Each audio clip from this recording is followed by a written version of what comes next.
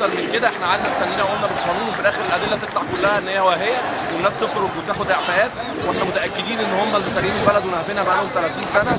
انا عايز احل المجالس المحليه لان انا مش شايف لها اي فايده، ولا بتحافظ على نظام ولا بتحافظ على اي حاجه. عايز الشرطه تنزل بقوتها الحقيقيه. لسه في دفعه اتخرجت ما شفناش اي حد من الدفعه دي نزل، مع انهم قالوا ان هم خرجوها عشان تحفظ الامن. عايز ان البلطجه اللي كانت بتحصل قبل كده تروح، ما تفضلش هي واللي اخترع الباعين الجاهلين بقى بذنب ومن غير ذنب.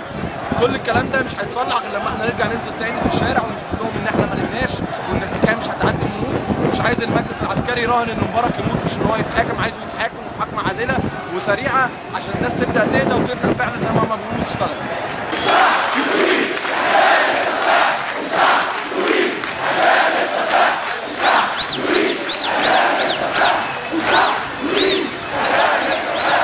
النهارده نازلين عشان ناكد على مطالب الثوره. احنا مش ضد المجلس العسكري، احنا ضد اللي احنا يتقال علينا ثوره مضاده ثانيه ضد الشعب. مش عايزين استثناء ولا بالحق ولا بالباطل ولا تيجي مع الثوره ولا ضد الثوره. احنا عايزين ننفذ القانون. احنا ثورتنا اصلا قامت عشان ننفذ القانون مش اكتر.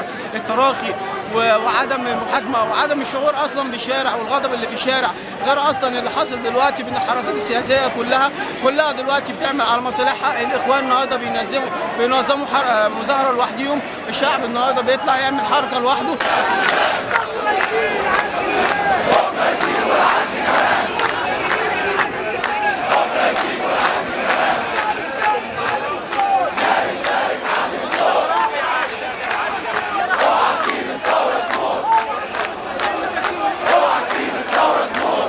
شجرة المحاكمات، أنهوا محاكمة؟